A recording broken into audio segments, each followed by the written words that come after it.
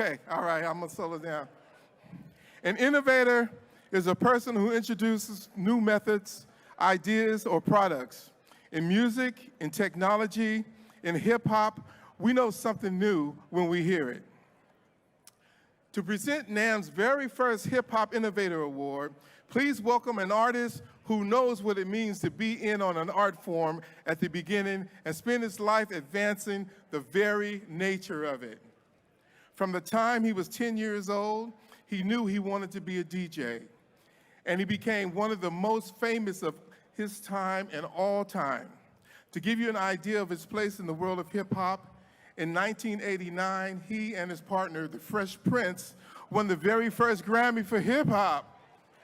Yeah. That was over 30 years ago. Since then, he's been a producer working with a Hall of Fame list of artists, including Jill Scott, Eminem, The Roots, Big Daddy Kane, Darius Rucker, and so many more. And as hip-hop became something that made it to the big screen in a big way, his credits included performing scratch overdubs for Straight Outta Compton. Please welcome DJ Jazzy Jeff. Yeah.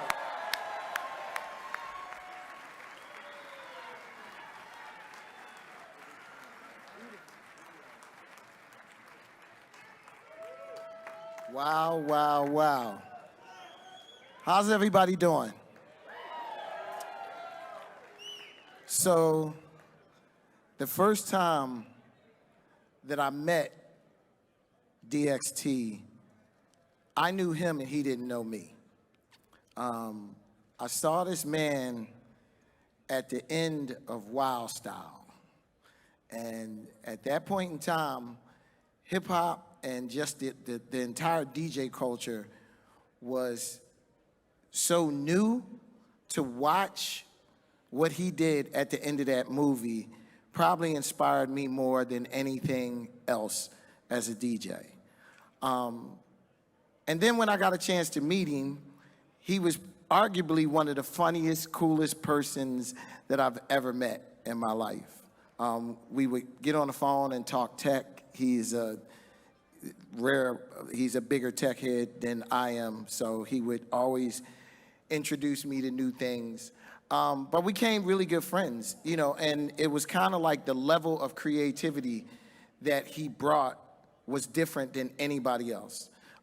He's a lover of the process, and because this is the 50th anniversary of hip hop, you know, we are looking back, you know, and I look at him, and to be here to present him with this award on the 50th anniversary of hip hop goes to show me how far we've come and where we are today and where we are going.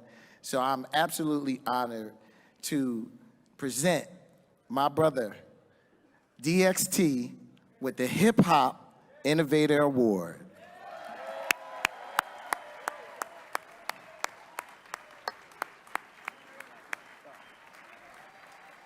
See?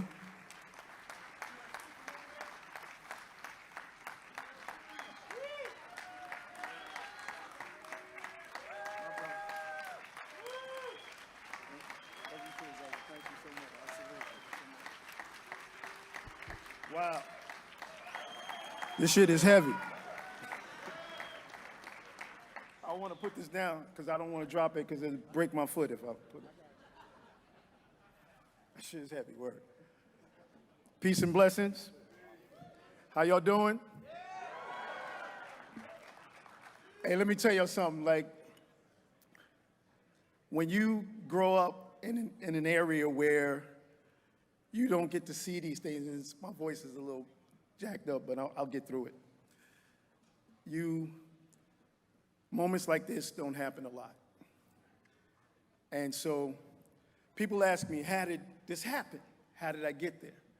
And I want to share a quick story with you. It's called The Three Angels. The reason why that record is what it is because of the three angels. I did not acknowledge the idea of angels before until I met the three angels. And the three angels is what made me record that the way I did it. And so once upon a time, in a housing projects in New York City a long time ago, I was on my way to a party to acknowledge the younger DJs who were in there doing their thing. And I was already a street celebrity DJing in Mount Vernon, New York, and these places in the Bronx. And so I said, you know what? I'm gonna go and tell these DJs, you know, have a good show, do your thing. I never made it to that inside. I got just to the building, and the first angel approached me, and he had on a ski mask. So I thought I knew him, but I looked in his eyes, and I recognized that I didn't recognize him. And he had a gun. And so I said, I don't think I know him, but the gun looked familiar. That's the way it is in the hood. Check that shit out. The gun was familiar. And by the time I reacted, I felt another one in my side. So I looked down, there was another pistol on my side. And they started walking me around to the side of the building. And I said, I think I'm getting stuck up. And then another guy met me. So it's 3 guys. And I'm like this, going through my pockets, taking everything. I have my big DST. I don't know if you ever saw that thing. Snatched that off, my ring my mother bought me, and I'm standing there going, I'm actually getting robbed. And I'm literally, where that desk is the precinct. And all the cop cars are lined up right around here. And these guys are robbing me right there. And so I went home. I was devastated. I was devastated that here I am, celebrity in my neighborhood, and the guys in my neighborhood, and I didn't recognize any of them because they had on masks, robbed me for my big DST chain and all of this stuff, and I was really upset. So a whole week goes by, and I'm seeing people snickering and laughing and all this, and I'm really upset. But now they get a call, D, we gotta record Rocket. We're doing the session. And so I went to the studio, and I was so upset that I did that solo in one take. But wait. So I was going home that day, and I realized, I found out when I got home, they said, I know who did it. It was Angel. So one of them's name was Angel. And I recognized that, you know what?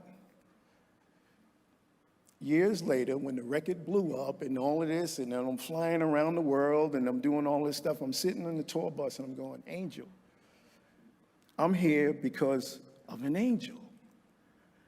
Angel went to prison for that. He gave himself up because I had an older brother who scared people, and 2 of them dispersed, and Angel, one guy surrendered, and Angel, 2 of them went to prison. I don't know about the 3rd guy. Angel went to prison. He did like 4 or 5 years. But I was thinking about it, and I said, the success of that record was based off of that moment in time that allowed me to do that in one take because of these guys who told me without telling me in words that you don't need jewelry, you don't need gold and all of this stuff to be who you are.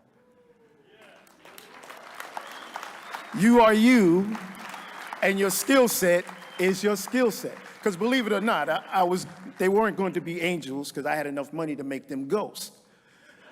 But I decided that the angel thing made more sense.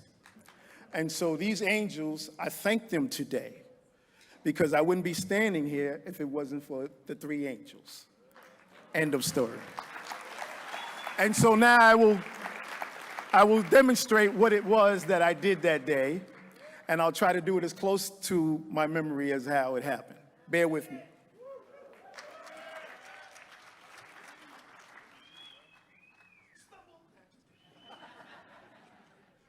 Y'all know that shit happens sometimes. Whoa. Where's my headphones? Do it this way. I'm gonna go for it. What?